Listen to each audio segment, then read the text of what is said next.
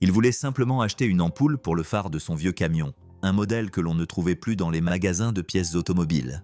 Mais lorsque le vendeur s'est mis à rire et lui a dit de garer son tas de ferraille ailleurs, une femme discrète assise dans un coin s'est avancée et a changé sa vie en lui posant une seule question.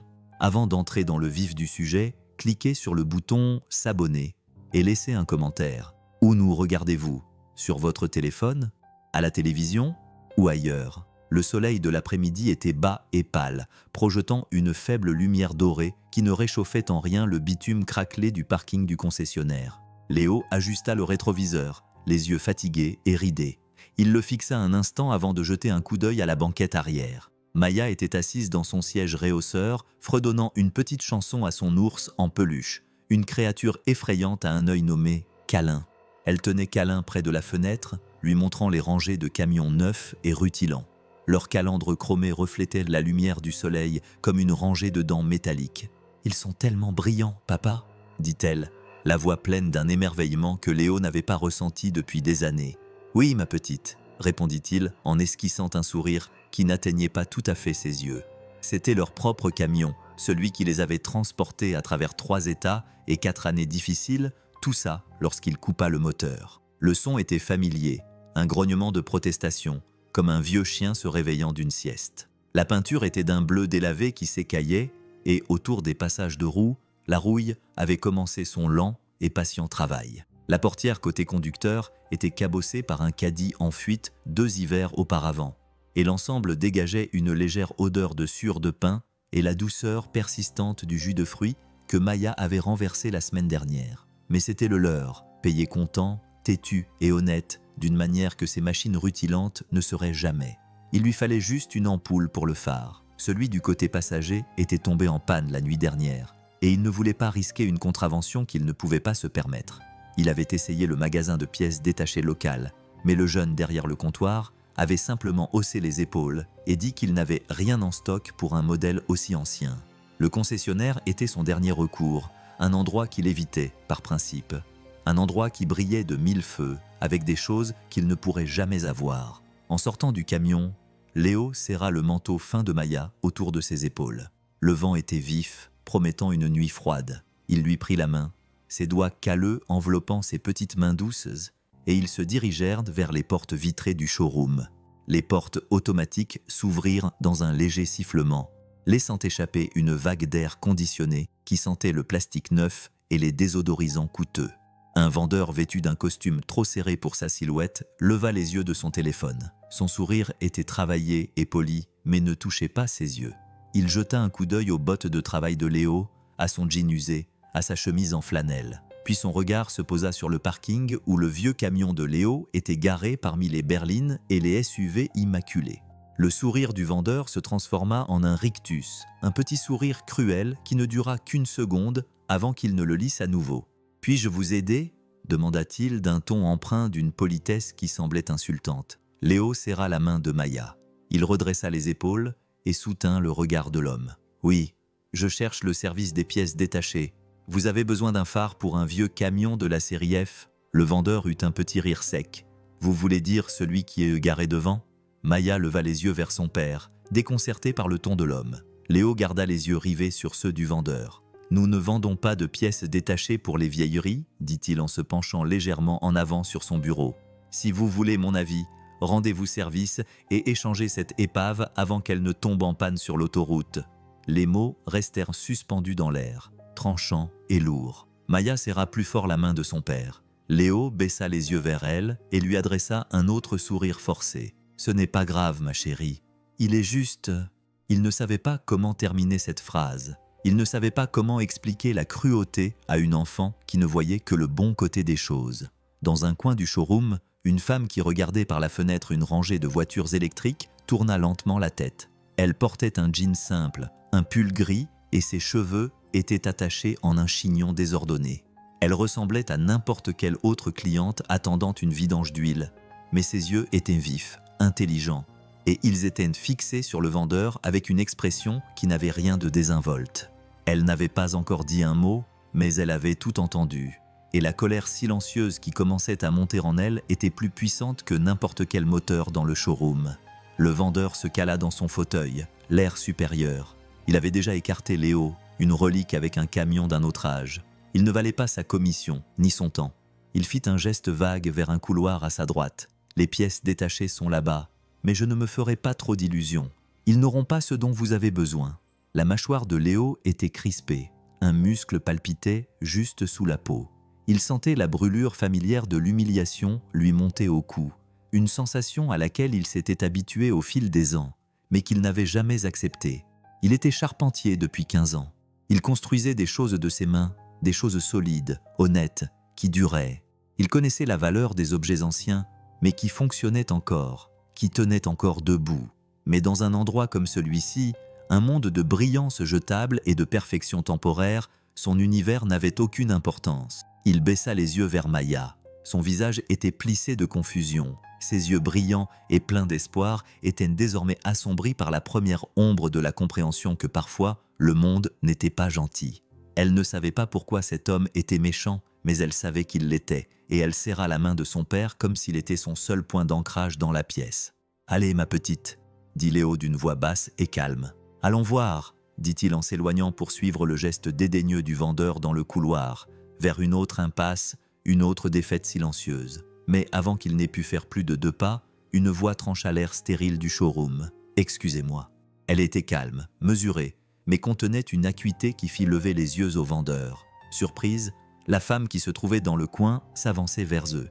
Elle ne regardait pas Léo, pas encore. Son regard était entièrement fixé sur le vendeur. Sa posture était détendue, mais il y avait dans ses mouvements une autorité qui ne correspondait pas à ses vêtements simples. « Cet homme est un client », dit-elle d'une voix calme, mais qui résonna sur le sol ciré. « Il est venu ici pour obtenir de l'aide, pas pour se faire évaluer son véhicule par quelqu'un qui ne connaît manifestement rien à la loyauté ou au respect. » Le vendeur cligna des yeux, puis se redressa sur sa chaise, essayant de reprendre ses esprits. « Je lui donnais juste un conseil amical, madame. »« Non, ce n'est pas vrai », répondit-elle en s'arrêtant à quelques mètres de son bureau. « Vous vous moquiez de lui, et vous l'avez fait devant sa fille.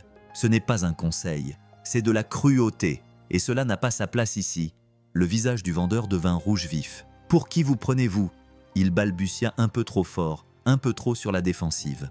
La femme n'éleva pas la voix, elle n'en avait pas besoin. Elle inclina légèrement la tête, et son regard se fit glacial. « Je suis celle qui signe votre chèque de paie désormais. Levez-vous et allez trouver la pièce pour son camion. Et si vous ne la trouvez pas, vous appellerez tous les autres concessionnaires de cet état jusqu'à ce que vous la trouviez. Est-ce clair ?» L'homme ouvrit et ferma la bouche comme un poisson, son arrogance se dissolvant dans un silence pur et stupéfait. Il se leva si rapidement que sa chaise racla le sol. « Oui, madame, » marmonna-t-il, évitant son regard, évitant le regard de tout le monde, et se précipita vers le service des pièces détachées comme s'il fuyait un incendie. La femme le regarda partir, puis elle se tourna vers Léo, son expression s'adoucissant instantanément. « Je suis vraiment désolée pour ça, » dit-elle d'une voix douce et pleine d'une sincérité qui le prit au dépourvu. Il se contenta de la regarder, ne sachant pas quoi dire. Maya jeta un coup d'œil derrière sa jambe, les yeux écarquillés, mélange de peur et d'admiration. Léo déglutit péniblement, essayant de trouver sa voix, mais les mots ne venaient pas. Pas encore. Il était prêt à se battre, prêt à essuyer la honte silencieuse de s'éloigner. Mais il n'était pas prêt pour cela, pour qu'un inconnu se mette en danger pour lui, sans aucune raison. Le showroom, qui semblait si froid et vaste quelques instants auparavant, semblait maintenant rétrécir autour d'eux trois. L'air était lourd, chargé des répercussions de la confrontation. Les autres vendeurs, qui faisaient semblant de ne pas regarder, étaient maintenant très occupés à remplir des papiers. La tête baissée, leur silence témoignait du changement de pouvoir qui venait de se produire. Léo retrouva enfin sa voix, bien qu'elle fût plus rauque qu'il ne l'aurait souhaité. « Vous n'étiez pas obligé de faire ça », dit-il en regardant la femme qui venait de démolir l'ego d'un homme sans élever la voix. « Si, je l'étais », répondit-elle simplement. Son regard était fixe, direct, et ne trahissait aucune trace de pitié, juste une conviction tranquille qui le déstabilisait, plus que l'insulte du vendeur. « Je m'appelle Clara », dit-elle en tendant la main. Ses doigts étaient longs et fins, sans aucun bijou à l'exception d'une fine bague en argent à son pouce. Sa poignée de main était ferme et assurée. Léo lui serra la main, la sienne, calleuse et rugueuse à force d'avoir manipulé des outils en bois pendant des années. « Je m'appelle Léo », dit-il, « et voici Maya. » Maya fit un signe de la main, timidement, derrière la jambe de son père, serrant toujours câlin, l'ours en peluche contre sa poitrine. Clara s'agenouilla pour se mettre à la hauteur de Maya, un sourire sincère illuminant son visage. « C'est un très bel ours, dit-elle. »« Câlin s'est bien écouté, » murmura Maya en hochant sérieusement la tête. « Je n'en doute pas, » répondit Clara, les yeux légèrement pétillants. « Tu sais, mon grand-père avait un camion très similaire à celui de ton père. C'était ce qu'il préférait au monde. Il disait qu'il avait plus de cœur que tous les nouveaux réunis. » Le visage de Maya s'illumina. « C'est ce que dit papa. Il dit « Notre camion a des histoires à raconter. » Clara se leva, croisant à nouveau le regard de Léo, et à cet instant, il vit quelque chose au-delà de son autorité tranquille. Il vit une lueur d'autre chose, quelque chose de familier, peut-être un soupçon de solitude ou le poids silencieux d'un monde sur ses épaules. Le vendeur revint, le visage pâle, le dos voûté. Il tenait une petite boîte en carton avec une étiquette décolorée. Il ne regarda pas Clara. Il regardait le sol en le tendant à Léo. « C'est le dernier que nous avions en stock, » marmonna-t-il. « C'est gratuit, » dit le vendeur en lui tendant la boîte. Mais Clara prit la parole avant qu'il n'ait pu remercier le vendeur. Elle dit d'une voix froide et définitive « Je suppose que vous avez d'autres clients à ignorer. » Le vendeur s'éloigna à nouveau, disparaissant derrière une rangée de SUV. Léo se retourna, la boîte dans les mains, essayant encore de comprendre ce qui venait de se passer. Il était venu ici pour acheter une ampoule et s'était retrouvé au milieu d'une guerre silencieuse qu'il ne comprenait pas. « Vous travaillez ici ?» demanda-t-il à Clara, la regardant enfin. Elle hésita une fraction de seconde, juste assez longtemps pour qu'il remarque quelque chose. « Comme ça ?» dit-elle, en haussant les épaules. « Je suis nouvelle. » Essayant de comprendre, Léo acquiesça, même s'il ne la croyait pas tout à fait. Il n'y avait rien de nouveau ou d'incertain chez elle, mais il n'insista pas. Il était simplement reconnaissant. Reconnaissant pour la pièce qu'il tenait dans sa main. Reconnaissant pour le sourire retrouvé de sa fille. Reconnaissant pour la gentillesse inattendue d'une inconnue qui, à chaque seconde qui passait, lui semblait de moins en moins étrangère. Léo serra la petite boîte dans sa main, dont le carton était doux et usé sur les bords. Elle semblait plus lourde qu'une simple ampoule de phare. Elle ressemblait à une offre de paix, à des excuses discrètes de la part d'un monde qui en offrait rarement. Il regarda Clara, qui parlait maintenant doucement à Maya des différentes couleurs des voitures exposées dans le showroom, non pas en lui parlant avec condescendance, mais avec un intérêt sincère qui faisait que Maya babillait avec enthousiasme sur sa couleur préférée, le bleu ciel, parce qu'elle correspondait à celle de leur camion. Léo savait qu'il devait simplement dire « merci encore » et partir. Il avait obtenu ce qu'il était venu chercher et il avait un long trajet à faire pour rentrer à la petite maison louée à la périphérie de la ville, où l'attendait un travail de menuiserie à moitié terminé dans la cuisine. Mais quelque chose le retenait là, une atmosphère indéfinissable dans la pièce qui allait au-delà d'un vendeur impoli et d'une pièce gratuite. Il s'éclaircit la gorge et Clara interrompit sa conversation avec Maya pour lever les yeux vers lui. « J'aimerais payer pour cela, » dit-il en brandissant la boîte. « Ce n'est pas nécessaire, » répondit Clara. Son sourire était doux mais ferme. Considérez cela comme des excuses officielles de la part de la direction. Il hésita. Sa fierté, une chose tenace qui n'aimait pas les aumônes, même lorsqu'elles étaient méritées. « J'apprécie, » dit-il, « mais je préfère payer moi-même. » Clara l'observa longuement, la tête légèrement penchée. Elle semblait peser ses mots avec soin, puis elle demanda « Que diriez-vous d'un échange ?» Et si... Léo haussa un sourcil. « Un échange. J'ai remarqué le logo sur votre veste, » dit-elle en montrant la petite image brodée d'un marteau et d'une scie au-dessus de sa poche. « Vous êtes menuisier. » Il acquiesça d'un signe de tête. « Le meilleur du comté, d'après ma mère. » Cette fois, elle lui adressa un vrai sourire qui illumina son visage et la fit paraître plus jeune, moins méfiante. « J'ai un projet, une vieille bibliothèque qui a besoin d'être réparée. Elle est dans mon bureau depuis des semaines et je n'ai pas le cœur de la jeter ni les compétences pour la réparer. » Léo se surprit à lui rendre son sourire. « Vous demandez à un homme que vous venez de rencontrer de réparer vos meubles. C'est beaucoup de confiance que vous accordez à un inconnu. Je fais confiance à un homme qui est fidèle à un vieux camion, » dit-elle. Son regard se posa sur la fenêtre où sa camionnette bleue délavée était garée, tel un géant endormi. « Et puis, » ajouta-t-elle en baissant légèrement la voix, « j'ai le sentiment que vous êtes le genre de personne qui sait réparer les choses cassées. » Léo soutint son regard et, pour la première fois depuis qu'il était entré dans cet endroit froid et raffiné, il se sentit considéré non pas comme un cas social, ni comme un homme malchanceux, mais comme un artisan, un père, quelqu'un dont les mains pouvaient construire des choses durables. « D'accord, dit-il, ce mot lui semblant plus important qu'il n'aurait dû l'être. Marché conclu. Il n'avait pas de carte de visite, alors il prit une serviette en papier près d'une fontaine à eau et y écrivit son numéro au crayon. Il emprunta celui de Maya, son écriture était forte et claire, les lignes droites et assurées, tout comme les coupes qu'il faisait dans le bois. Il la lui tendit, leurs doigts s'effleurant brièvement. Le contact fut léger, accidentel, mais il lui procura une petite bouffée de chaleur qui n'avait rien à voir avec le système de chauffage du showroom. « Merci », répéta-t-il, et cette fois, il le pensait vraiment. Elle prit la serviette et la plia soigneusement, la glissant dans la poche de son jean. Il se retourna pour partir, mais Maya tira sur sa manche. « On va revoir la dame de la bibliothèque ?» murmura-t-elle assez fort pour que Clara l'entende. Léo regarda Clara, une question dans ses yeux. Clara s'agenouilla à nouveau et fit un clin d'œil à Maya. « Je l'espère, dit-elle. J'appellerai ton père demain et nous organiserons ça. » Maya rayonna et serra Câlin l'ours dans ses bras. « Câlin l'aime bien. Il a bon goût, dit Léo. Et tandis que Maya et lui franchissaient la porte coulissante, laissant entrer l'air froid de l'après-midi, il ne pouvait s'empêcher de penser qu'il venait d'accepter quelque chose de bien plus important que de réparer un meuble. Il avait l'impression d'avoir accepté de laisser quelqu'un entrer dans sa vie. Et c'était un sentiment qu'il n'avait pas éprouvé depuis très longtemps. Le trajet du retour fut différent. Le moteur du camion vrombissait toujours de la même manière, et le vent sifflait toujours à travers la fissure de la vitre côté passager. Mais le silence à l'intérieur n'était plus aussi pesant qu'à l'aller. Sur le chemin, Maya bavardait sur la banquette arrière, racontant à Câlin tout sur les voitures rutilantes, l'homme méchant et la gentille dame qui savait que les vieux camions avaient une histoire. Léo écoutait d'une oreille distraite, ses pensées revenant sans cesse à Clara, à sa voix calme, à son regard assuré, à la façon dont elle avait imposé son autorité sans hausser le ton.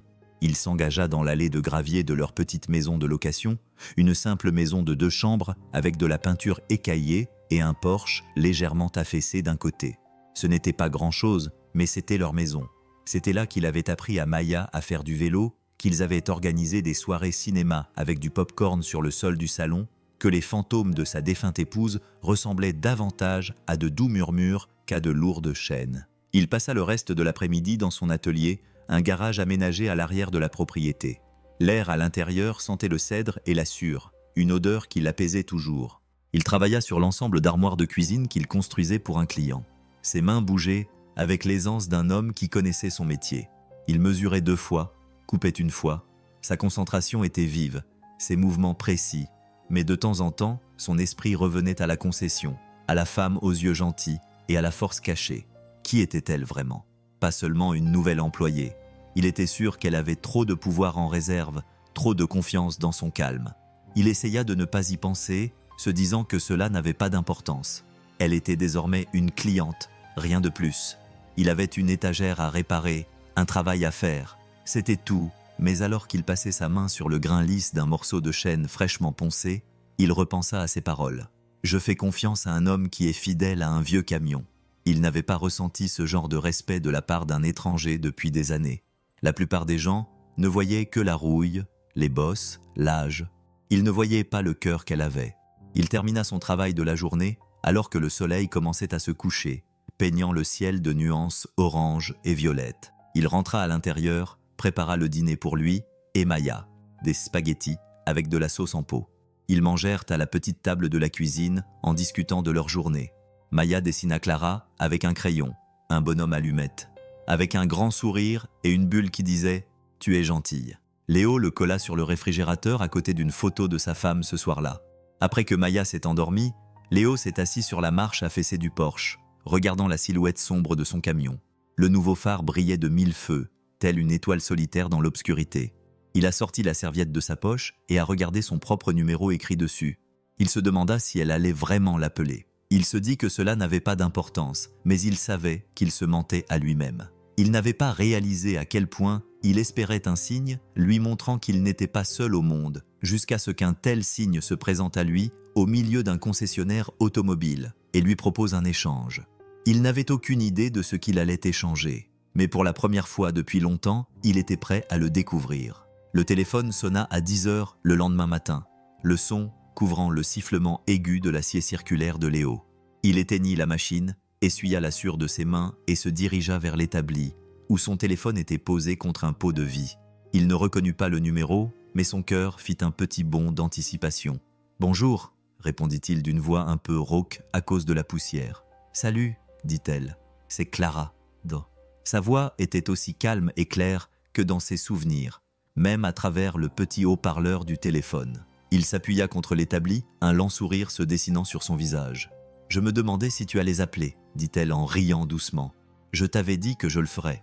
Je suis une femme de parole. »« Moi aussi, » répondit Léo. « Ce qui signifie que j'ai une étagère à réparer ? Est-ce que c'est le mauvais moment pour en parler ? » ?»« Non, c'est le moment idéal, » dit-il en attrapant un crayon et un morceau de bois pour prendre des notes. « Alors, parle-moi de ce projet. De quel type de bois s'agit-il ? Qu'est-ce qui ne va pas ?»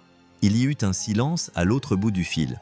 Puis elle dit « Tu sais, tu es la première personne à me poser des questions sur le bois. Tous les autres me demandent simplement combien cela coûterait de le remplacer. » Léo haussa les épaules. « C'est important. Ce bois a une histoire, tout comme un camion. » Il pouvait presque entendre son sourire. « C'est du chêne, dit-elle.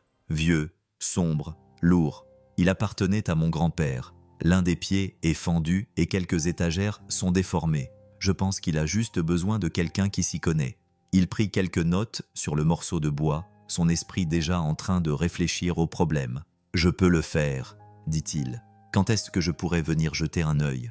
Elle hésita un instant, puis répondit « Demain après-midi, ça vous va ? Je vous enverrai l'adresse par SMS. »« Je serai là, » dit Léo, animé d'une motivation qui allait bien au-delà d'un simple travail de réparation. « Très bien, » répondit-elle. « Je vous préparerai du café, à moins que vous ne préfériez autre chose. Du café, ça ira, » dit-il. Et cette fois, c'était lui qui pouvait sentir le sourire dans sa voix après avoir raccroché. Léo resta longtemps debout dans son atelier, l'odeur de la sure et du pain fraîchement coupé emplissant l'air. Il regarda autour de lui les outils de son métier, les piles de bois, les projets à moitié terminés, toutes ces choses qu'il pouvait contrôler, qu'il comprenait. Cette Clara, cette étagère, ce sentiment d'attente tranquille, c'était quelque chose de complètement différent, quelque chose qu'il ne pouvait ni mesurer, ni couper, ni poncer pour le dompter. C'était un projet d'un autre genre, une construction d'un autre genre. Et pour la première fois depuis longtemps, il avait hâte de voir comment cela allait se terminer. Il ressentit une étincelle de quelque chose qu'il ne s'était pas autorisé à ressentir depuis des années.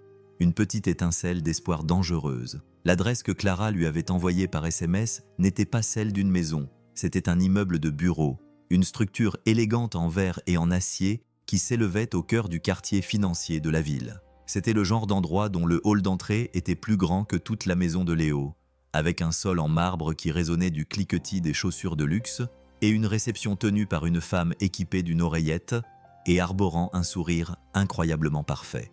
Léo resta un instant dans l'entrée, ses bottes de travail lui semblant lourdes et déplacées sur la pierre polie. Il serrait son vieux sac à outils en toile, les jointures blanchies. Il avait enfilé son jean le plus propre et une chemise bleu foncé boutonnée, mais il avait toujours l'impression d'être un homme qui s'était égaré dans une autre histoire. Il s'approcha de la réception, son reflet, une silhouette déformée, se reflétant dans le chrome du comptoir. « Puis-je vous aider, monsieur ?» demanda la femme d'une voix professionnellement enjouée. « Oui, je viens voir Clara », répondit-il en essayant de paraître plus confiant qu'il ne l'était. « Quel est son nom de famille ?» Il réalisa soudain qu'il ne le savait pas. Il avait son numéro. Il avait cette adresse, mais il ne connaissait pas son nom de famille. Le sourire de la femme ne faiblit pas. « Un instant, s'il vous plaît », dit-elle en tapant quelque chose sur son ordinateur, ses ongles parfaitement manucurés cliquetant doucement sur le clavier. Puis elle leva les yeux. Une lueur de confusion passa dans son regard. « Je suis désolé, monsieur. Il n'y a personne du nom de Clara enregistré dans cet immeuble. Avez-vous le nom d'une entreprise ?» Léo sentit son estomac se nouer. Bien sûr, il aurait dû demander. Il aurait dû savoir que cela ne serait pas aussi simple. Il s'apprêtait à faire demi-tour pour envoyer un SMS à Clara et lui avouer qu'il était perdu lorsqu'une voix l'appela. Léo. Il leva les yeux et la vit debout à l'autre bout du hall, près d'un groupe d'ascenseurs. Elle lui faisait signe, un petit sourire soulagé sur le visage. Aujourd'hui, elle était habillée différemment, avec une simple robe noire qui lui arrivait aux genoux et une paire de chaussures plates. Elle avait l'air élégante, professionnelle, mais ses yeux étaient aussi gentils et déterminés qu'ils l'avaient été dans le showroom. Elle marcha vers lui, d'un pas rapide et assuré. « Désolé, dit-elle en l'atteignant. J'aurais dû vous retrouver en bas. J'avais oublié à quel point il gardait en cet endroit comme une forteresse. Ce n'est pas grave, dit-il, ressentant un tel soulagement qu'il en eut presque le vertige. Elle se tourna vers la femme à l'accueil. « Il est avec moi, Paige. Merci, » répondit Paige en hochant la tête. Son sourire professionnel réapparut lorsqu'elle leur ouvrit les portes vitrées. Clara le conduisit dans un long couloir silencieux, bordé d'estampes abstraites encadrées. L'air était frais et sentait légèrement le papier et le succès. « C'est loin pour une étagère, » dit-il d'une voix un peu rauque. Elle lui jeta un coup d'œil, un sourire ironique aux lèvres. « Je vous avais dit que c'était une bibliothèque spéciale. » Ils s'arrêtèrent devant une lourde porte en bois sur laquelle était apposée une petite plaque argentée. On pouvait y lire « Vance Enterprises ». Léo regarda le nom, puis la regarda. « Clara Vance », dit-il à voix haute, plus une affirmation qu'une question. Elle grimaça légèrement. « Je sais que j'aurais dû vous le dire. Je suis désolé. Je voulais juste être Clara pendant un petit moment. » Il ne répondit pas tout de suite. Il se contenta de la regarder. Cette femme qui appartenait à deux mondes, celle qu'il avait défendue chez le concessionnaire et celle dont le nom était gravé en argent sur la porte d'un gratte-ciel, aurait dû l'intimider. Il aurait dû sentir un nouveau mur se dresser entre eux. Mais étrangement, ce ne fut pas le cas. Tout ce qu'il ressentait, c'était la même attirance tranquille qu'il avait ressentie depuis le début. « Viens, » dit-elle en poussant la porte. « Laisse-moi te montrer à quoi tu es confronté. » Le bureau était encore plus impressionnant que le hall d'entrée. Un mur entier était une baie vitrée, offrant une vue panoramique à couper le souffle sur la ville en contrebas. Un grand bureau en acajou trônait au centre, propre et bien rangé, et dans le coin, baigné par la lumière de l'après-midi, se trouvait la bibliothèque. Elle était exactement comme elle l'avait décrite, en vieux chêne foncé avec des sculptures complexes sur le dessus et les côtés. C'était un magnifique meuble, une relique d'une autre époque, tout comme son camion. Mais elle avait raison. Elle était en mauvais état. L'un des pieds avant était complètement fendu. Tenus par une prière et par la pure obstination du bois, les étagères s'affaissaient au milieu, courbées sous le poids invisible des années. Léo posa son sac à outils et s'en approcha. Passant sa main sur le bois déformé, il s'accroupit pour examiner le pied cassé, ses doigts suivant la fente avec la douceur d'un chirurgien. « Ce n'est pas seulement une bibliothèque, » dit-il d'une voix empreinte d'une respectueuse révérence. « C'est un morceau d'histoire. Elle appartenait à mon grand-père. » dit-elle d'une voix douce. Elle se tenait à quelques mètres derrière lui, le regardant travailler. Il a construit la première concession de ses propres mains. Il a conservé tous ses premiers registres sur cette étagère. Il disait que cela lui rappelait d'où il venait. Léo leva les yeux vers elle. Son armure professionnelle semblait avoir disparu ici, devant ce morceau de son passé. Elle n'était plus Clara Vance, la PDG. Elle n'était qu'une petite fille essayant de s'accrocher à un souvenir. C'est lui qui avait le camion. Elle acquiesça d'un petit sourire triste aux lèvres. Il aimait cette chose plus que les voitures de luxe qu'il avait commencé à vendre. Il m'emmenait faire des balades le dimanche après-midi, juste nous deux. Léo se leva, essuyant une poussière sur son jean. « Je peux le réparer, » dit-il. Ce n'était pas une fanfaronnade, c'était une promesse. Cela prendra un certain temps. Je vais devoir ramener le pied à mon atelier pour la réparer correctement. Mais je peux la rendre à nouveau solide, aussi solide qu'elle l'était lorsque votre grand-père l'a construite. » Ses yeux brillaient d'une gratitude qui allait bien au-delà d'une simple réparation. « Merci Léo, » murmura-t-elle. « Je savais que vous pouviez le faire. » Il passa l'heure suivante à démonter soigneusement la jambe cassée, travaillant avec une concentration silencieuse qui le coupait du monde extérieur. Clara était assise sur la chaise près de son bureau, faisant semblant de travailler sur son ordinateur. Mais il savait qu'elle l'observait. Elle ne l'interrompit pas, elle ne resta pas dans les parages. Elle le laissa simplement travailler, créant un petit coin de silence d'atelier au milieu de son univers professionnel. Lorsqu'il fut enfin prêt à partir, il enveloppa soigneusement le pied cassé dans une toile, comme s'il emmaillotait un enfant. « Vous la récupérerez d'ici la fin de la semaine, » dit-il en se tournant vers elle. « Je vous fais confiance, » répondit-elle. Et la façon dont elle le dit, cette simple confiance inébranlable en sa capacité à réparer quelque chose, valait plus que tout paiement qu'il aurait pu demander. Il était à mi-chemin de la porte lorsqu'elle l'appela. « Léo, » dit-elle. « Oui, restez encore un instant, » dit-elle en lui indiquant la chaise en face de son bureau. « Laissez-moi vous offrir le café que je vous ai promis. » Léo hésita un instant, puis acquiesça et s'assit. Le prétexte d'une simple réparation avait disparu, et ils savaient tous les deux qu'il s'agissait de quelque chose de plus important. Dès le début, le café qu'elle lui avait apporté provenait d'une machine argentée élégante, qui sifflait et ronronnait avec une efficacité silencieuse. Il était riche et fort, rien à voir avec le café brûlé des dîners auquel il était habitué. Il tenait la petite tasse en céramique entre ses mains calleuses, sentant la chaleur s'infiltrer dans sa peau. Clara était assise en face de lui à son grand bureau, sa tasse intacte. Elle avait abandonné le masque professionnel qu'elle portait dans le hall et semblait maintenant simplement fatiguée. Ses épaules étaient légèrement affaissées. Ses yeux reflétaient une lassitude familière que Léo reconnaissait trop bien. « Alors, Vance Enterprises », dit-il en désignant vaguement la pièce. « C'est un grand nom pour un grand bureau. » Elle esquissa un faible sourire. « C'est l'entreprise de mon père, ou plutôt c'était. Il me l'a transmise quand il a pris sa retraite. J'essaie simplement de ne pas la mener à la faillite. » Léo but une gorgée de café. « Vous ne semblez pas être du genre à mener quoi que ce soit à la faillite. Vous semblez plutôt être du genre à régler les problèmes. » Elle leva les yeux, surprise par son observation. « Peut-être, » dit-elle d'une voix calme. « Ou peut-être que je suis juste doué pour cacher les fissures. » Il l'observa un instant, voyant au-delà de la robe coûteuse. Et au-delà du bureau d'angle, il vit la femme qu'il avait défendue dans une salle d'exposition remplie d'inconnus. « Vous ne me les cachez pas, » dit-il doucement. Ses yeux s'écarquillèrent légèrement, et l'espace d'un instant, elle eut l'air complètement vulnérable. « Que voyez-vous » demanda-t-elle d'une voix à peine audible. Il se pencha légèrement en avant, posant sa tasse sur le bois poli. « Je vois quelqu'un qui est fidèle aux personnes et aux choses qui comptent pour elle, comme son grand-père et sa bibliothèque. Je vois quelqu'un qui n'a pas peur de se salir les mains, même si elle ne sait pas ce qu'elle fait. Et je vois quelqu'un qui porte un fardeau trop lourd à porter seul. » Elle eut le souffle coupé. Personne ne l'avait jamais regardée en voyant le nom, l'argent, le pouvoir. Personne ne voyait la personne qui se cachait derrière tout cela. « Comment faites-vous cela » demanda-t-elle. « Comment voyez-vous tout cela ?» Il haussa les épaules. « Je passe ma vie à travailler le bois. Le bois ne ment pas.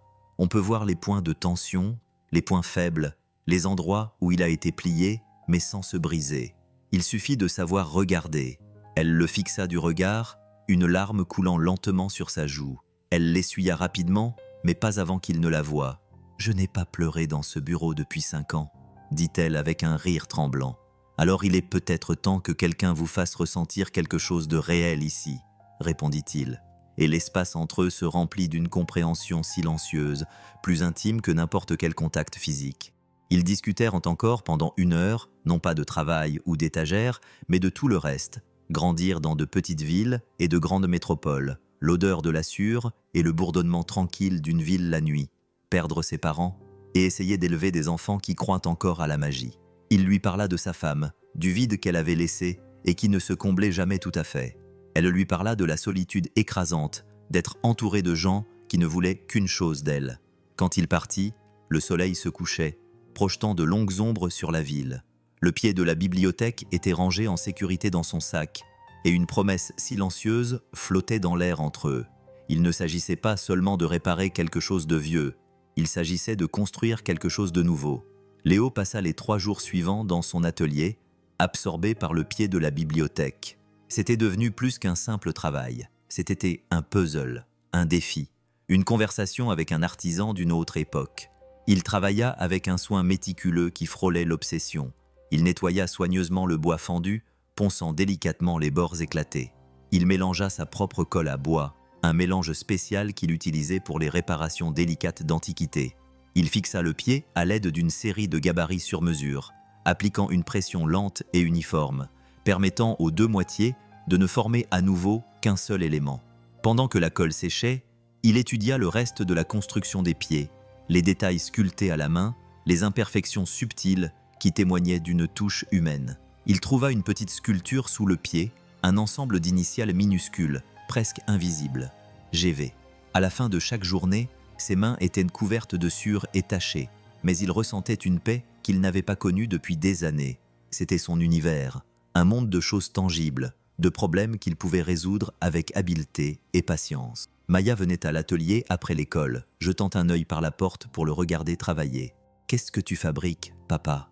demandait-elle, les yeux écarquillés de curiosité. « Je répare un souvenir », répondait-il sans lever les yeux, le 3e jour, alors qu'il appliquait la dernière couche de vernis sur la jambe réparée. Son téléphone vibra. C'était un MMS de Clara. Il s'agissait d'une photo d'un sandwich à moitié mangé sur une assiette en carton posée sur son immense bureau en acajou. La légende disait « Mon triste déjeuner au bureau ». je pense à ton atelier et à l'odeur du vrai bois. » Il sourit et lui répondit par SMS. « J'ai presque fini. Je laisse juste l'histoire se mettre en place. » Elle répondit instantanément par un seul mot. « Bien. » Cet échange simple d'une photo et de quelques mots lui semblait plus significatif que tous les emails et réunions formelles qui remplissaient probablement sa journée. Il laissa sécher le vernis pendant 24 heures. Puis, il enveloppa soigneusement le pied réparé dans un tissu doux et propre. Il était à nouveau solide, sans aucune trace. La fissure avait disparu, remplacée par une ligne si fine qu'il fallait savoir qu'elle était là pour la voir. Il était à nouveau entier. Il ressentit une profonde et satisfaisante fierté, mais celle-ci était mêlée à autre chose, un étrange sentiment de perte. Il avait réparé la bibliothèque de son grand-père, mais il ne savait pas trop quoi faire du vide qui s'était créé dans sa vie depuis qu'il l'avait rencontré.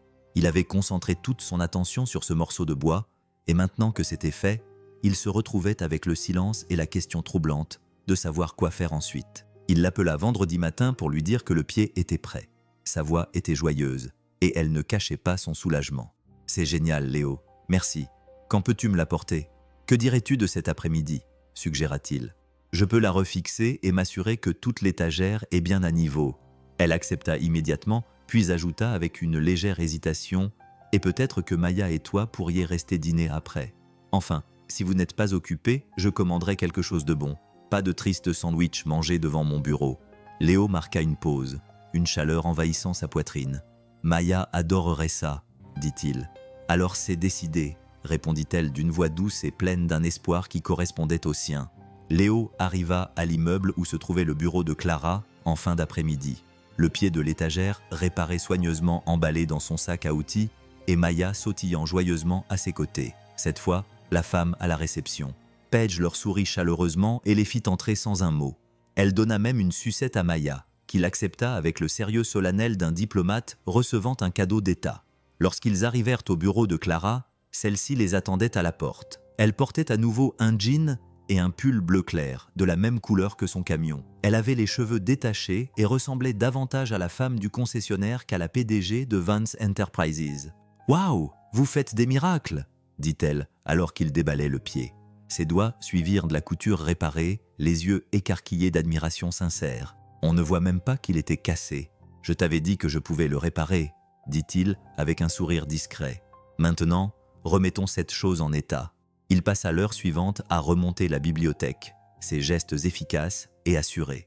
Maya était assise par terre à côté, dessinant la silhouette de la ville avec un ensemble de nouveaux feutres que Clara avait mis à sa disposition.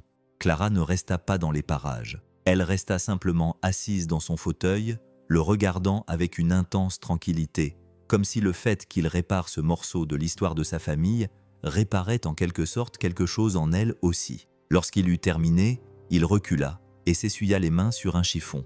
La bibliothèque se dressait, fière et imposante, avec ses étagères bien alignées, ses pieds solides et son bois sombre qui brillait dans la lumière de l'après-midi. Elle semblait pouvoir tenir encore 100 ans. « C'est parfait », murmura-t-elle d'une voix chargée d'émotion. « Merci Léo, vraiment ?» Il se contenta d'acquiescer, éprouvant un profond sentiment de satisfaction qui n'avait rien à voir avec l'argent. À ce moment-là, un livreur arriva avec 3 grands sacs de nourriture. L'odeur de l'ail et des herbes emplit le bureau. Clara étala le festin sur son grand bureau, transformant le symbole de son pouvoir en entreprise en une table familiale improvisée. Ils mangèrent dans des boîtes en carton avec des fourchettes en plastique, riant, tandis que Maya racontait une histoire dramatique à propos d'un écureuil dans leur jardin. C'était une scène étrange et magnifique. Un charpentier, une PDG et une petite fille partageant un repas dans un bureau d'un gratte-ciel, entouré des fantômes du passé et de la promesse tranquille d'un avenir. Ils commençaient tout juste à construire après le dîner, tandis que les lumières de la ville commençaient à scintiller à l'extérieur de l'immense fenêtre. Maya s'endormit sur le canapé moelleux du bureau, la tête posée sur câlin. L'ours, son dessin à moitié terminé de la ligne d'horizon, reposant sur sa poitrine. Les restes de leur repas furent rangés, et un silence confortable s'installa entre Léo et Clara. Ils se tenaient près de la fenêtre, regardant la métropole tentaculaire, à des années-lumière de son atelier tranquille. Elle se tenait à côté de lui, assez près pour qu'il puisse sentir la chaleur de son épaule effleurer la sienne. « Tu sais, » dit-il d'une voix basse, « ma femme a toujours voulu voir une vue comme celle-ci. Elle aimait l'aspect des villes la nuit, comme des constellations tombées du ciel. Il n'avait pas parlé de sa femme à un étranger depuis des années, mais avec Clara, cela ne lui semblait pas étrange. Cela lui semblait normal. Elle devait être très spéciale, dit Clara doucement. Elle l'était, répondit Léo, un sourire triste effleurant ses lèvres. C'est elle qui m'a convaincu de créer ma propre entreprise. Elle croyait en moi plus que je ne croyais en moi-même. Il se tourna vers Clara. Son visage était doux dans la pénombre. Ses yeux étaient remplis d'une profonde empathie qui n'avait pas besoin de mots. « Je vois cette même conviction en vous », dit-elle doucement. Il cligna des yeux, surpris. « Que voulez-vous dire ? Je la vois dans la façon dont vous vous occupez de Maya, dans la façon dont tu as redonné vie à la bibliothèque de mon grand-père. Tu ne te contentes pas de réparer les choses, Léo. Tu leur rends hommage. » Elle tendit la main et la posa sur son bras. Son contact était léger, mais il envoya une vague de chaleur directement dans son cœur. « Je n'ai pas ressenti cela depuis très longtemps, » admit-il, la voix rauque d'émotion. « Moi non plus, » murmura-t-elle, les yeux rivés sur les siens. « Je suis venu chez le concessionnaire pour chercher une pièce, et je pense que c'est moi qui ai trouvé ce qui manquait. » Il ne savait pas quoi répondre, alors il ne dit rien. Il se pencha lentement vers elle, comblant la petite distance qui les séparait, et l'embrassa. Ce n'était pas un baiser passionné ou exigeant. C'était un baiser de reconnaissance, une reconnaissance silencieuse de deux âmes solitaires trouvant une lueur d'espoir dans l'obscurité de l'autre. Il était doux, lent et rempli de tous les mots qu'ils n'avaient pas encore prononcés.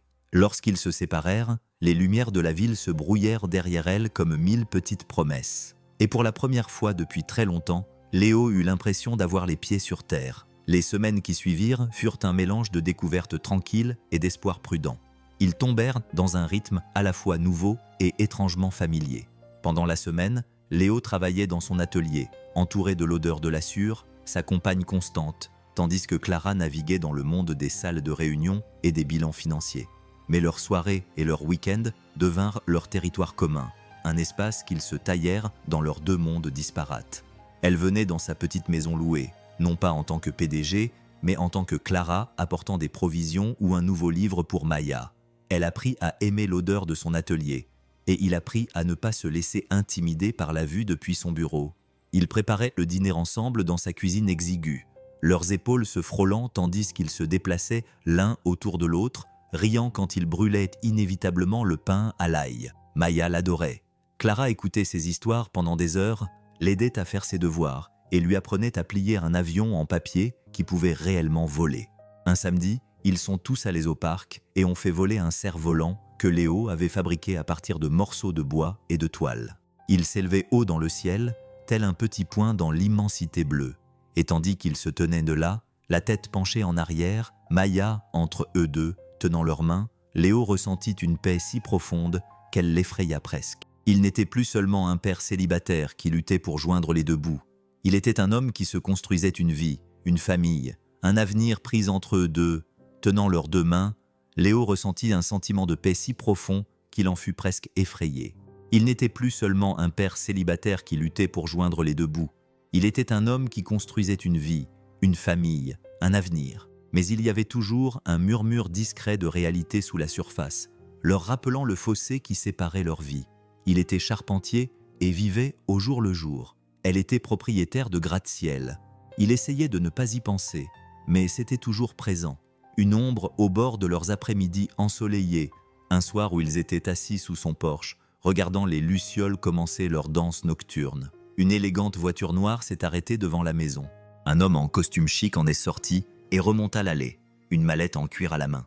Le visage de Clara se crispa dès qu'elle le vit, son sourire détendu disparaissant. « Qui est-ce » demanda Léo à voix basse. « C'est l'avocat de ma société », répondit-elle d'une voix tendue et prudente. « Et il ne fait pas de visite à domicile, sauf si c'est important. » L'avocat, un homme au visage sévère et au regard froid, salua Léo d'un signe de tête sec avant de se tourner vers Clara. « Mademoiselle Vance, dit-il, nous avons un problème, un gros problème. Les médias ont reçu une information. Un journaliste fouine dans les parages et pose des questions à votre sujet. Et un entrepreneur local. » Ces mots restèrent suspendus dans l'air comme une condamnation à mort pour le monde tranquille qu'il s'était construit. Le cœur de Léo se serra. Il regarda Clara et vit la peur dans ses yeux, une peur qui reflétait la sienne. Leurs deux mondes venaient d'entrer en collision, et il avait le sentiment que le choc allait être plus violent qu'il ne pourrait le supporter. L'avocat, M. Henderson, ne s'embarrassa pas de politesse. Il ouvrit sa mallette sur la table branlante de la véranda et étala une série de documents. Ses gestes étaient vifs, précis et totalement dénués d'émotion. Quelqu'un de l'équipe commerciale du concessionnaire a divulgué l'information, dit-il d'une voix basse et monotone. Ils ont vendu l'histoire à un tabloïd, un employé mécontent qui cherchait à gagner de l'argent. Ils vous suivent depuis une semaine. On vous a pris en photo ici, dans cette maison, au parc avec l'enfant. Le visage de Clara était pâle dans la faible lumière du porche. Que disent-ils? L'histoire qu'ils racontent est classique. Henderson a déclaré, sans aucune ironie, une milliardaire trouve du réconfort dans les bras d'un simple ouvrier. C'est un récit qu'ils peuvent vendre comme un conte de fées avec une touche sombre. Ils vous piègent. Léo est son projet favori, son œuvre caritative. Léo sentit le sang se retirer de son visage. Ces mots le frappèrent comme un coup physique. Il baissa les yeux vers ses mains, ses jointures calleuses, et ressentit soudain tout le poids du jugement du monde. Il n'était plus seulement un charpentier, il était un personnage dans une histoire. Il n'avait pas écrit un stéréotype, une chute. « Je peux faire disparaître l'article », dit Clara, sa voix retrouvant un peu de sa fermeté. « Je vais appeler mon équipe RP, je vais menacer de poursuivre en justice. C'est trop tard pour ça », répondit Henderson en secouant la tête. « L'article est déjà en ligne, il sera imprimé demain matin. Mon travail consiste à limiter les dégâts. Nous devons publier un communiqué. Nier l'aspect romantique. Présentez votre relation comme une relation professionnelle. Vous l'avez engagé pour un projet. C'est tout. C'est un prestataire, pas un partenaire. » Clara se leva, les yeux brillants d'une lueur que Léo n'avait jamais vue auparavant. « Absolument pas. Je ne réduirai pas ce que nous avons à un communiqué de presse et à un mensonge. Alors vous devez vous préparer aux retombées, dit Henderson en fermant sa mallette d'un coup sec. Cela affectera les actions de l'entreprise. Cela affectera votre réputation. Et cela jettera un éclairage très vif et peu flatteur sur votre vie personnelle et la sienne. Après le départ de l'avocat, un lourd silence s'abattit sur le porche, le genre de silence qui ressemble à un mur. Léo ne pouvait pas regarder Clara. Il fixait simplement la rue sombre où la voiture de l'avocat avait disparu. « Alors c'est comme ça, dit-il d'une voix creuse. Je suis ton cas social. C'est ce que le monde va voir. Tu sais que ce n'est pas vrai, dit Clara en s'approchant de lui, la voix suppliante. Léo, peu importe ce que je sais. Ce qui compte, c'est ce qu'ils diront, ce qu'ils écriront, ce que les gens chuchoteront quand je marcherai dans la rue. Il finit par la regarder, les yeux remplis d'une douleur profonde et ancienne. J'ai passé toute ma vie à me battre pour avoir de la dignité, pour être considéré comme plus qu'un simple type avec un marteau à la main. Et maintenant, je vais faire la une des journaux, je vais être une note de bas de page dans ton histoire. Je n'ai jamais voulu cela, Léo. Je n'ai jamais voulu semer le chaos dans ta vie ou celle de Maya. Je sais que ce n'était pas ton intention, dit-il d'une voix brisée. Mais c'est ce qui s'est passé, et je ne sais pas comment nous allons nous en remettre. Il se leva et marcha jusqu'au bord du porche, lui tournant le dos. Il avait l'impression d'étouffer, pris au piège entre la femme dont il était tombé amoureux et le monde, qui ne les laisserait jamais être ensemble. Il avait construit un petit monde sûr pour sa fille, et maintenant les murs s'écroulaient, et il ne savait pas comment l'empêcher. La matinée fut pire que Léo ne l'aurait imaginé. Son téléphone se mit à vibrer avant le lever du soleil, avec des notifications provenant d'applications d'actualité dont il ignorait même l'existence. Le titre était partout. Une photo de lui et Clara au parc avec Maya, prise de loin avec un téléobjectif, granuleuse et intrusive. Il se sentit mal. Il ne lut pas l'article. Il n'en avait pas besoin. Il pouvait imaginer chaque mot, chaque phrase condescendante, chaque insinuation soigneusement formulée. Il éteignit son téléphone et essaya de faire comme si c'était une journée normale. Il prépara des pancakes pour le petit déjeuner de Maya, son plat préféré. Mais le silence dans la cuisine était lourd de tensions tacites. Maya savait que quelque chose n'allait pas. Elle était plus calme que d'habitude, ses yeux se posant sur son visage comme si elle cherchait des indices. Quand il l'a déposée à l'école, il a vu les autres parents chuchoter en lui jetant des regards furtifs, puis s'éloigner. Quand il a croisé leurs regards, il a eu l'impression de porter une pancarte, une flèche lumineuse pointant vers l'homme qui était dépassé par les événements. Il s'est rendu à l'aciérie pour acheter des fournitures, et l'homme derrière le comptoir, qu'il connaissait depuis des années, lui a lancé un regard compatissant. « Salut Léo, je t'ai vu aux infos », lui dit-il à voix basse. « C'est dur, mec. » Léo se contenta d'acquiescer, paya son bois et partit. Sans un mot, la honte était physique, un poids sur sa poitrine qui l'empêchait de respirer. Il retourna à son atelier et tenta de se plonger dans son travail, mais l'odeur de la sueur ne parvenait pas à étouffer le bruit dans sa tête. Il ne cessait de revoir le titre, la photo, sa vie réduite à une caricature dont il avait toujours été fier, qui il était, un artisan, un père, un homme qui se débrouillait seul. Maintenant, le monde lui disait qu'il n'était rien de plus qu'un projet, une distraction temporaire pour un milliardaire solitaire. Il entendit une voiture s'arrêter dehors, mais il ne leva pas les yeux. Il savait que c'était elle, Clara. Il entendit ses pas sur le chemin de gravier, puis le léger grincement de la porte de l'atelier qui s'ouvrait. « Léo » dit-elle. Sa voix était calme. Il lui tournait le dos, ponçant un morceau de bois avec une intensité furieuse. « Tu ne devrais pas être ici », dit-il d'une voix monocorde. « Tu n'es plus en sécurité ici. Les journalistes vont revenir. Je me fiche des journalistes. C'est toi qui m'importe, dit-elle en s'avançant dans l'atelier.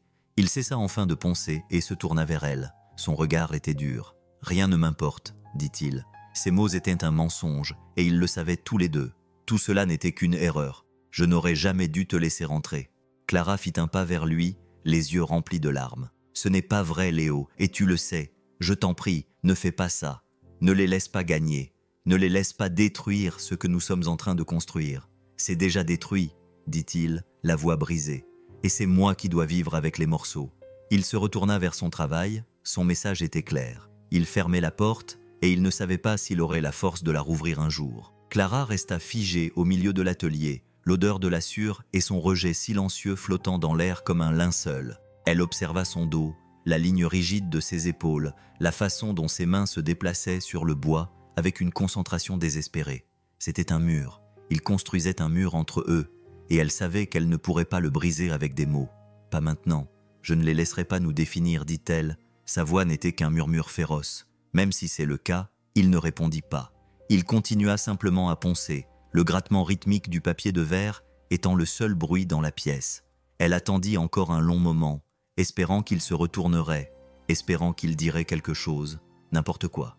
Mais il ne le fit pas. Une seule larme s'échappa et traça un chemin silencieux sur sa joue. Elle l'essuya du revers de la main, se retourna et sortit de l'atelier. La porte grinça derrière elle, laissant Léo seul avec les fantômes de ce qui aurait pu être. Elle monta dans sa voiture et partit. Pas vers son bureau, pas vers son monde de verre et d'acier, mais vers le seul endroit qui semblait détenir une réponse, le concessionnaire. Le showroom était calme lorsqu'elle entra. Les vendeurs levèrent les yeux, surpris, leur sourire poli vacillant lorsqu'ils virent de l'expression sur son visage. Elle se dirigea directement vers le bureau du directeur général, un homme qu'elle avait elle-même embauché, et ferma la porte derrière elle. « Trouvez la personne qui a divulgué l'histoire », dit-elle d'une voix basse et froide. « Je veux son nom, et je veux qu'il soit renvoyé avant la fin de la journée. » Puis elle s'assit à son bureau vide et se prit la tête entre les mains.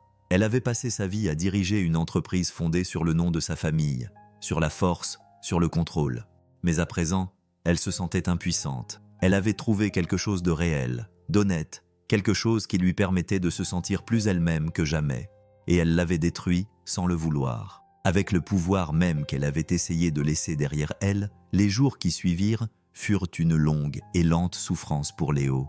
Il traversait sa vie comme un fantôme, faisant les choses machinalement, sans rien ressentir. Il termina le travail de menuiserie pour son client. Son travail était aussi précis et parfait que jamais, mais il n'y trouvait aucune joie, juste la satisfaction terne d'une tâche accomplie. Il emmena Maya au parc. Il lui lut des histoires avant de se coucher. Il lui préparait son dîner, mais les rires avaient disparu de leur petite maison, remplacés par une vigilance silencieuse. Maya savait que son père était triste et elle ne savait pas comment y remédier. Il ne répondait plus au téléphone. Il ignorait les SMS de ses amis qui lui demandaient s'il allait bien. Il se réfugiait simplement dans la solitude silencieuse de son atelier, essayant de gommer le sentiment de son absence. Mais celui-ci persistait dans l'air comme l'odeur du vernis longtemps après qu'il ait séché. Il se surprenait à fixer l'endroit où elle se tenait, le souvenir de ses larmes, une blessure encore fraîche dans son cœur. Il se disait qu'il avait fait le bon choix. Il avait protégé Maya. Il avait protégé sa propre fierté fragile. Il avait coupé le cordon avant que le monde ne le fasse à sa place. Mais cela ne ressemblait pas à une victoire. Cela ressemblait à une capitulation. Un soir, il regardait les photos sur le réfrigérateur et son regard s'est posé sur le dessin au crayon que Maya avait fait de Clara, le bonhomme filiforme avec un grand sourire. Il était toujours là, coincé entre une liste de courses et une photo de sa femme. Il a tendu la main et ses doigts ont effleuré le papier, et une vague de regret si puissante qu'elle lui a fait fléchir les genoux l'a submergé. Qu'avait-il fait? Il avait repoussé la seule personne qui l'avait vu tel qu'il était, qui avait vu au-delà de la rouille, de la sueur et des difficultés, et qui avait vu un homme qui valait la peine d'être connu. Il avait laissé la peur et la fierté ériger un mur si haut qu'il ne pouvait plus voir au-delà. Il s'est affalé sur une chaise de cuisine et a enfoui son visage dans ses mains. Le silence de la maison l'oppressait, et il a finalement admis la vérité. Il n'avait pas seulement perdu une femme, il était en train de tomber amoureux. Il avait aussi perdu une partie de lui-même, celle qui avait commencé à croire aux secondes chances. Il n'avait pas seulement protégé son monde, il l'avait réduit jusqu'à ce qu'il ne reste plus rien d'autre que lui et la douleur silencieuse et solitaire de ce qu'il avait rejeté. Clara ne retourna pas à son bureau dans la tour. Elle ne supportait pas le silence de cet endroit. La vue panoramique sur une ville qui lui semblait désormais si vide était plus qu'elle ne pouvait supporter. Elle se rendit plutôt à l'ancienne maison de son grand-père, un endroit qu'elle n'avait pas visité depuis des années, un petit cottage au bord d'un lac qui lui avait été légué dans son testament. La maison était poussiéreuse, l'air à l'intérieur était immobile et sentait les vieux livres et la lavande séchée. Elle passait ses journées seule, se promenant au bord du lac, observant les reflets changeants de la lumière sur l'eau, essayant d'apaiser le tumulte dans sa tête. Elle avait fait ce qu'elle avait dit qu'elle ferait. L'employé qui avait divulgué l'information avait été licencié. L'équipe des relations publiques avait rédigé une douzaine de communiqués différents, mais elle n'en avait approuvé aucun. À quoi bon? Les mots ne pouvaient réparer les dégâts. Ils ne pouvaient effacer le regard de Léo, le regard d'un homme fier qui avait été rabaissé. Elle avait appelé l'école de Maya et fait un don anonyme et discret à leur programme artistique, suffisant pour le financer. Au cours des 5 années suivantes, elle avait créé un fonds dans une banque communautaire locale afin d'offrir des prêts à faible taux d'intérêt aux propriétaires de petites entreprises et aux artisans. Dans la ville de Léo, elle utilisait son pouvoir non pas pour se battre, mais pour construire, pour créer des poches de biens dans le monde où il vivait. Mais tout cela semblait vain, car il n'était pas là pour le voir. Un après-midi, alors qu'elle nettoyait le vieux bureau de son grand-père, elle trouva une boîte contenant ses lettres, cachée au fond. Elle s'assit par terre et les lut pendant des heures. Des lettres à sa femme, à ses amis, à son fils, à son père. Elle regorgeait d'histoires sur les débuts de la concession, sur ses difficultés et ses triomphes, sur son vieux camion et la liberté qu'il représentait. Dans une lettre à sa femme, il écrivait « Ils me disent tous d'acheter un nouveau camion, plus luxueux, qui corresponde à ma nouvelle situation. Mais ils ne comprennent pas ce camion et tout ce que nous avons vécu ensemble. Il ne transporte pas seulement mes outils, il transporte mon histoire. Je le regarde et je me souviens de qui je suis. » Clara ferma les yeux. Ces mots apaisaient son cœur meurtri. Son grand-père avait compris. Il savait que la valeur d'une personne ne résidait pas dans ce qu'elle possédait, mais dans ce à quoi elle tenait, ce qu'elle appréciait, ce qu'elle aimait.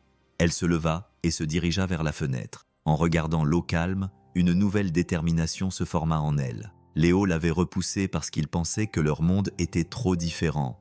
Il pensait que son monde engloutirait le sien.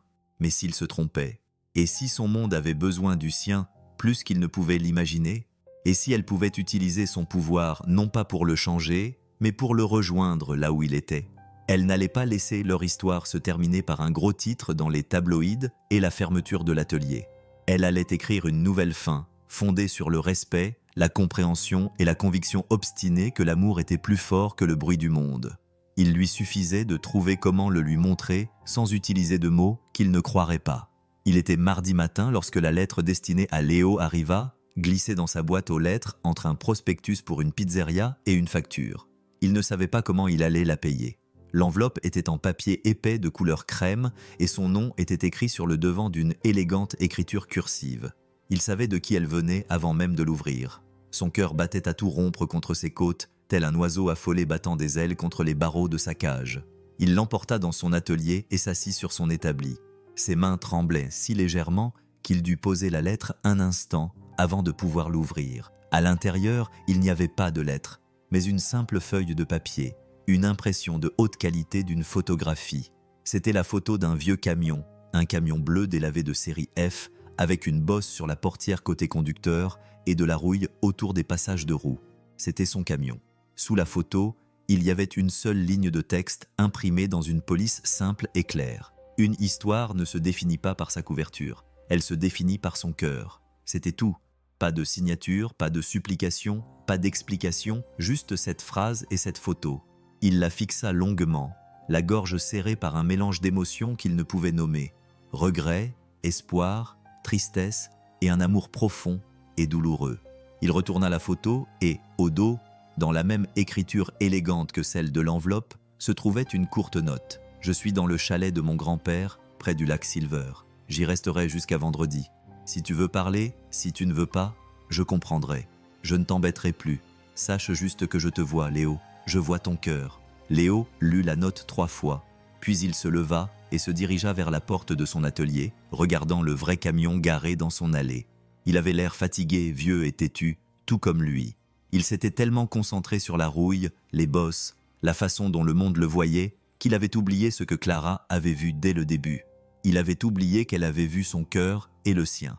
Il retourna dans l'atelier et décrocha le téléphone. Il appela l'école de Maya et leur dit qu'elle ne viendrait pas pendant les 2 prochains jours. Puis il appela le client à qui il devait livrer des armoires et lui dit qu'il avait une urgence familiale. Il prépara un petit sac pour lui. Il jeta sa boîte à outils à l'arrière du camion, au cas où, et écrivit un petit mot au facteur pour lui demander de garder leur courrier. Il ne savait pas ce qu'il allait lui dire. Il ne savait pas s'il pourrait réparer ce qui était brisé, mais il savait qu'il devait essayer.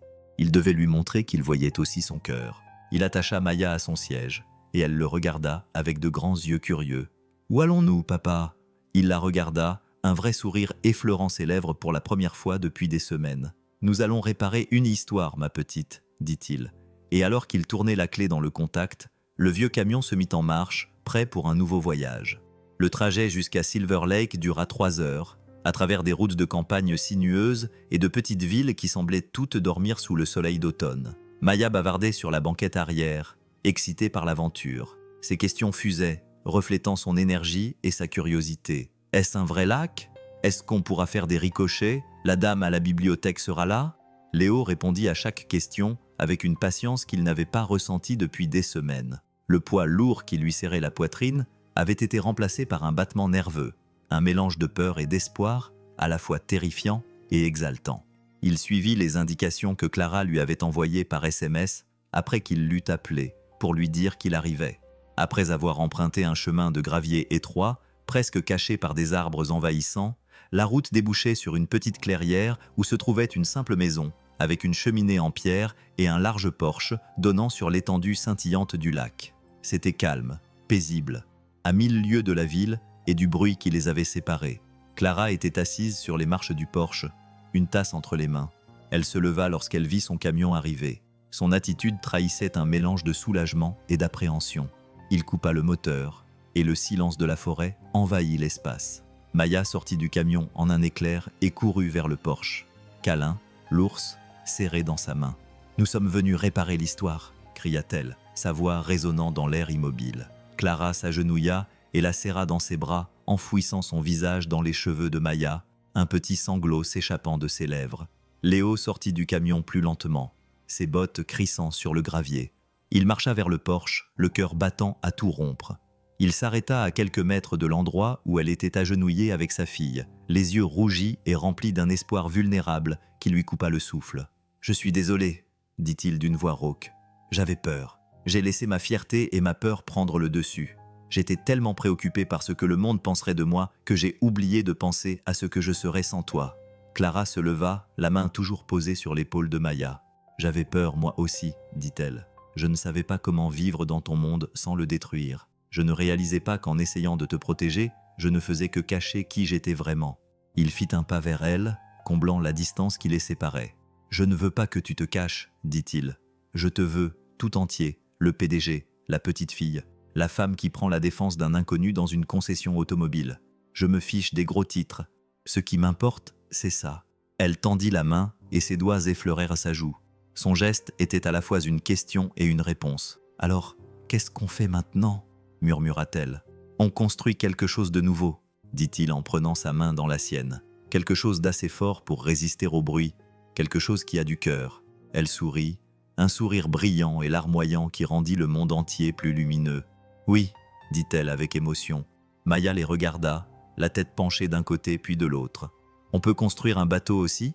Léo rit, d'un rire sincère qui semblait secouer la poussière de son âme. « Je pense qu'on peut le faire, ma petite. Je pense qu'on peut tout faire maintenant. » Et alors qu'ils se tenaient tous les trois sous le porche du vieux cottage, avec le lac scintillant derrière eux et l'avenir qui s'étendait devant eux, ils n'étaient plus un charpentier et un PDG.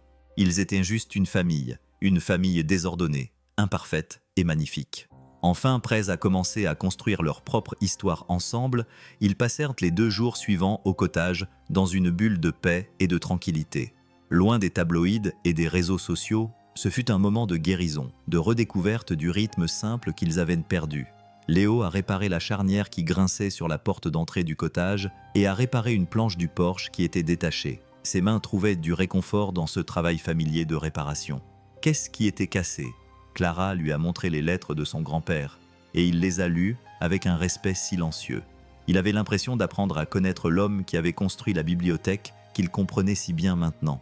Ils ont préparé leur repas ensemble dans la petite cuisine rustique. Ils rirent lorsqu'ils brûlèrent les toasts et se disputèrent gentiment sur la quantité de sel à mettre dans la soupe. Maya était au paradis. Elle ramassa des pommes de pin au bord du lac, construisit des maisons de fées élaborées à partir de brindilles et de mousse et dessina sans fin des images d'eux trois se tenant la main sous un soleil souriant. Un après-midi, pendant que Maya faisait la sieste sur la balancelle de la véranda, Léo et Clara se promenèrent au bord du lac. L'eau était calme et claire, reflétant le bleu profond du ciel d'automne. Ils marchèrent dans un silence confortable pendant un moment, leurs mains s'effleurant jusqu'à ce qu'ils prennent finalement la sienne, entrelaçant ses doigts avec les siens. « Je pensais ce que j'ai dit, Clara, » dit-il d'une voix basse. « Je n'ai plus peur de ton monde, j'ai juste peur de ne pas t'avoir dans le mien. » Elle lui serra la main, le regard doux et sérieux. « Je vends l'entreprise, Léo. » Il s'arrêta et se tourna vers elle, stupéfait. « Quoi ? Pourquoi ? » « Parce qu'elle ne m'appartient plus, répondit-elle. « C'est l'héritage de mon père. C'est une machine. Je sais comment la faire fonctionner, mais ce n'est pas ma passion. Mon grand-père a commencé avec une petite concession et l'amour du travail honnête. Il en a fait un empire. Mais quelque part en cours de route, nous avons perdu la première partie de cette équation. Je veux revenir à cela. Je veux construire quelque chose de plus petit, quelque chose qui compte, quelque chose qui a du cœur. « Que veux-tu dire ?» demanda-t-il, le cœur battant. Elle leva les yeux vers lui, le regard clair et inébranlable. « Je veux dire que je veux le construire avec toi. Je ne sais rien de la vente de voitures, Léo, dit-elle en riant. Je sais, dit-elle, mais tu sais construire des choses. Tu sais ce que sont l'honnêteté et l'intégrité et ce que signifie défendre son travail. Tu es le cœur, Léo. J'ai juste les ressources pour lui donner un foyer. » Il la regarda, sans voix. Cette femme qui possédait tout ce que l'on pouvait désirer matériellement proposait de tout abandonner pour construire quelque chose de nouveau avec lui. Un charpentier avec un camion rouillé et un cœur plein d'espoir. « Tu es sûr ?» murmura-t-il. « Absolument, répondit-elle. Et j'ai une idée de par où commencer. » Elle fouilla dans sa poche et en sortit un morceau de papier plié. C'était un plan, le projet d'un bâtiment. Ce n'était pas un concessionnaire automobile élégant en verre. C'était un atelier, un garage communautaire avec un grand garage, une salle de classe pour enseigner l'entretien de base des voitures et un petit appartement attenant au-dessus. En haut du plan, écrit dans une élégante calligraphie, figuraient les mots « Le projet Vance et Morgan Hartwood, un lieu pour un travail honnête et une seconde chance. » Léo regarda tour à tour le plan et son visage, les yeux remplis d'un amour si profond qu'il ne laissait aucune place au doute. « D'accord, dit-il d'une voix chargée d'émotion. Construisons-le. » La vente de ces Vance Enterprises fit la une des journaux pendant des semaines. Le monde des affaires était stupéfait que Clara Vance, la brillante et imperturbable PDG, abandonne l'empire familial au sommet de sa puissance. Les tabloïds échafaudèrent des théories farfelues. Dépression nerveuse, maladie secrète, nouvelles liaisons amoureuses mystérieuses. Ils avaient en partie raison pour cette dernière, mais l'histoire qu'ils racontaient n'était qu'une pâle imitation de la vérité. Clara a tout ignoré. Elle a laissé ses avocats et son équipe de relations publiques gérer les retombées pendant qu'elle se concentrait sur ce qui comptait vraiment. Elle a utilisé une partie importante du produit de la vente pour créer une fondation caritative au nom de son grand-père, dédiée au financement de la formation professionnelle et des subventions aux petites entreprises à travers le pays. Le reste, Elle a investi dans leur nouveau projet, le Heartwood Project. Ils ont trouvé le terrain idéal à la périphérie de la ville de Léo, un terrain oublié qui abritait autrefois une usine délabrée. Ils ont défriché le terrain eux-mêmes, travaillant côte à côte le week-end, les mains calleuses et les vêtements couverts de saleté. Léo a dessiné les plans définitifs du bâtiment, son esprit de charpentier voyant chaque solive et chaque poutre avec une parfaite clarté. Clara s'occupait des permis, des lois sur le zonage et de la paperasserie interminable qui lui donnait le tournis. Ils formaient une équipe, leurs compétences différentes s'imbriquant comme des pièces de bois parfaitement assemblées. Lorsque les fondations ont été coulées et les murs érigés, la ville a commencé à s'intéresser au projet. Au début, les gens étaient sceptiques. Ils avaient lu les gros titres, ils avaient vu les photos, mais ils ont commencé à voir autre chose aussi. Ils ont vu Clara, chaussée de bottes de travail et coiffée d'une casquette de baseball poussiéreuse, transporter du bois aux côtés de Léo. Ils l'ont vu rire avec Maya alors qu'elle peignait les enseignes du nouveau magasin. Ils ont vu une femme qui n'avait pas peur du travail acharné ni de se salir les mains. Le projet Heartwood est devenu plus qu'un simple bâtiment. Il est devenu un symbole d'espoir dans la petite ville. C'était un endroit où les enfants pouvaient apprendre un métier, où les gens pouvaient faire réparer leur voiture à un prix raisonnable par un homme en qui ils avaient en confiance. C'était un endroit construit non pas sur les marges bénéficiaires, mais sur la communauté et le respect. L'inauguration a eu lieu un samedi ensoleillé au printemps. Toute la ville semblait être au rendez-vous. Il n'y avait ni journalistes, ni cordon de velours, juste un barbecue fumant dans le parking et une structure gonflable pour les enfants. Maya, vêtue d'une nouvelle robe, avec son nom brodé sur la poche, était la guide officielle. Elle montrait fièrement à tout le monde le nouveau garage, les outils rutilants et la salle de classe avec ses établis flambant neufs. Léo se tenait sur les marches du nouveau bâtiment, un micro à la main, et remerciait d'une voix ferme et claire toutes les personnes présentes. Il regardait la foule de visages familiers, ses amis, ses voisins, sa communauté. Puis son regard s'est posé sur Clara, debout à ses côtés, la main dans la sienne. Cet endroit, a-t-il dit, la voix chargée d'émotion, ne sert pas seulement à réparer des voitures. Il sert à construire une communauté où chacun est respecté, où le travail honnête est valorisé et où chacun a une seconde chance de trouver son cœur. Il a regardé Clara et son sourire était plus radieux que jamais. Et ceci, dit-il en lui serrant la main, c'est mon cœur. Le soleil se couchait, projetant une lueur dorée et chaleureuse sur la fête, tandis que les derniers hamburgers étaient mangés et que les enfants s'effondraient, heureux et épuisés. Léo et Clara se tenaient sous le porche du petit appartement qu'ils avaient construit au-dessus de l'atelier, regardant la scène se dérouler en contrebas. Le projet Heartwood était vivant, bourdonnant de rires et de conversations. C'était plus qu'ils n'avaient jamais osé rêver. Cet endroit est réel, n'est-ce pas ? Dit Clara en posant sa tête sur son épaule. Oui, répondit-il en passant son bras autour d'elle. C'est vrai. Maya monta les escaliers en courant et jeta ses bras autour de leurs jambes. J'adore notre nouvelle maison, dit-elle, la voix étouffée contre son jean. Nous aussi, nous l'adorons, dit Léo en ébouriffant ses cheveux. Tu sais ce que je préfère ? Demanda Maya en les regardant, les yeux brillants.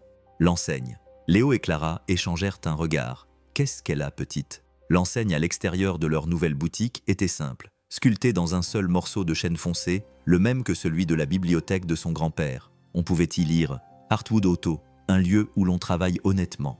Maya le désigna du doigt. « Il y a un cœur dans le bois », dit-elle en traçant la forme d'un cœur que Léo avait subtilement sculpté dans le haut de Heartwood. Un petit détail secret que seuls eux connaissaient. Léo sourit à sa fille. « Tu as raison, c'est vrai. » Clara s'agenouilla et la serra dans ses bras. « Tu sais pourquoi ? Parce que c'est là que sont conservées les meilleures histoires, dit-elle, les yeux dans les yeux avec Léo, par-dessus la tête de Maya, dans le cœur. Et alors qu'ils se tenaient là tous les trois, baignés dans la lumière dorée de leur nouveau départ, ils savaient que leur histoire n'était pas un conte de fées. C'était mieux que ça. C'était une histoire qu'ils avaient construite eux-mêmes de leurs propres mains. Une histoire d'amour, de résilience et du courage tranquille qu'il faut pour construire une nouvelle vie à partir des morceaux brisés de l'ancienne. C'était une histoire avec du cœur, et elle ne faisait que commencer. Donneriez-vous une seconde chance à quelqu'un qui a un cœur vraiment pur ? Écrivez vos commentaires, et lorsque ces histoires touchantes et pleines de sens apparaîtront à l'écran, cliquez et retrouvons-nous là-bas.